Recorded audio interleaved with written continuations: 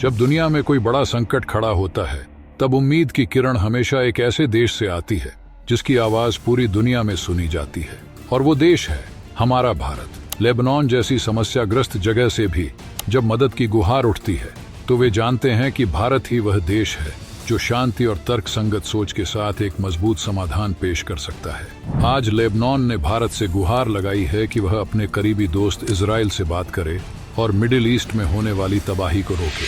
सोचिए, लेबनान जैसी जगह जिसने कभी भारत की कश्मीर नीति का समर्थन तक नहीं किया, आज भारत की ओर देख रही है।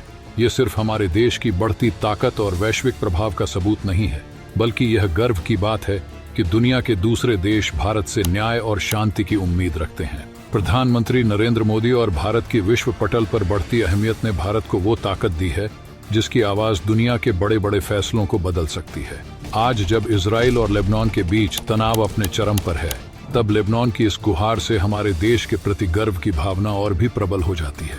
आइए इस गर्व को महसूस करें और देखिए कैसे भारत एक बार फिर शांति का संदेश लेकर आगे बढ़ता है।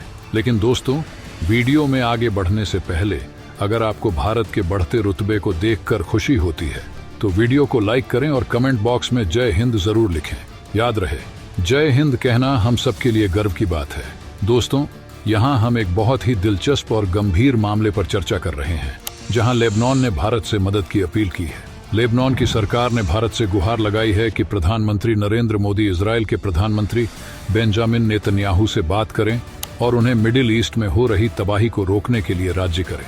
अब सवाल उठता है, आखिर लेबनान को भारत से ही उम्मीद क्यों है और इजराइल के कदम कितने खतरनाक साबित हो सकते हैं? पहले तो ये समझना जरूरी है कि लेबनान और इजराइल के बीच विवाद कोई नया नहीं है। हाल के दिनों में इजराइल की सेना लेबनान की सीमा में धीरे धीरे घुस रही है और अब इजराइल के सैनिक बड़े पैमाने पर लेबनान के इलाकों में अपनी पकड़ मजबूत कर रहे हैं। इजराइल के प्रधानमंत्री नेतन्याहू ने साफ कहा है कि लेबनान में स्थित हिजबुल्लाह संगठन लगातार इजराइल पर हमले कर रहा है और इसे खत्म करने के लिए इजराइल किसी भी हद तक जा सकता है। अब इजराइल की रणनीति देखिए, ये गाजा में किए गए ऑपरेशनों को लेबनान में भी दोहराने की तैयारी कर रहा है। गाजा में हुए हालिया हमलों में करीब 42,000 लोगों की जान जा चुकी है। अब अगर आप लेबनान की बात करें तो वहां की आबादी करीब 55 लाख है। अगर इजराइल इसी तरह से हमला करता है तो क्या 1 लाख से ज्यादा लोग मारे जा सकते हैं? ये सवाल अब सभी के सामने खड़ा है। खुद नेतन्याहू ने कहा है कि लेबनान में गाजा जैसी तबाही हो सकती है। इजराइल के इस आक्रामक रुख को देखते हुए लेबनान चाहता है कि भारत इस मामले में दखल दे।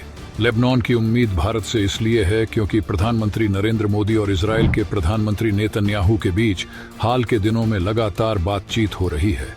भारत और इजराइल के बीच हमेशा से एक गहरा कूटनीतिक संबंध रहा है और इजराइल के लिए भारत की बात का महत्व भी है। भारत को एक वॉइस ऑफ रीजन यानी तर्कसंगत सोच रखने वाला देश माना जाता है, जो अपनी बात पूरी दुनिया के सामने शांति से रखता है।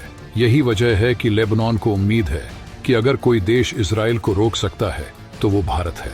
अब ये भी समझना जरूरी है कि बाकी बड़े देश इस मामले में लेबनान की मदद क्यों नहीं कर सकते। फ्रांस, जो पहले इजराइल का एक बड़ा सहयोगी था, अब हथियार बेचने से मना कर चुका है। इजराइल ने फ्रांस को इस फैसले के लिए शर्मिंदा भी किया। दूसरी तरफ रूस और चीन अब पूरी तरह से ईरान और हिजबुल्लाह का समर्थन कर रहे हैं, इसलिए वे भी इजराइल को रोकने की स्थिति में नहीं है। अमेरिका, जो इजराइल का सबसे बड़ा सहयोगी रहा है, इस समय खुद नेतन्याहू के साथ ज्यादा संवाद नहीं कर रहा। अब भारत ही एक ऐसा देश बचता है जो इस मामले में इजराइल से बातचीत कर सकता है। लेबनान को उम्मीद है कि भारत के प्रधानमंत्री इजराइल के प्रधानमंत्री से बात करेंगे और इस मामले को शांति से सुलझाने का प्रयास करेंगे ताकि मिडिल ईस्ट में और ज्यादा निर्दोष लोग न मारे जाएं। लेकिन एक बड़ा सवाल ये है कि क्या भारत वाकई इजराइल को रोक सकता है?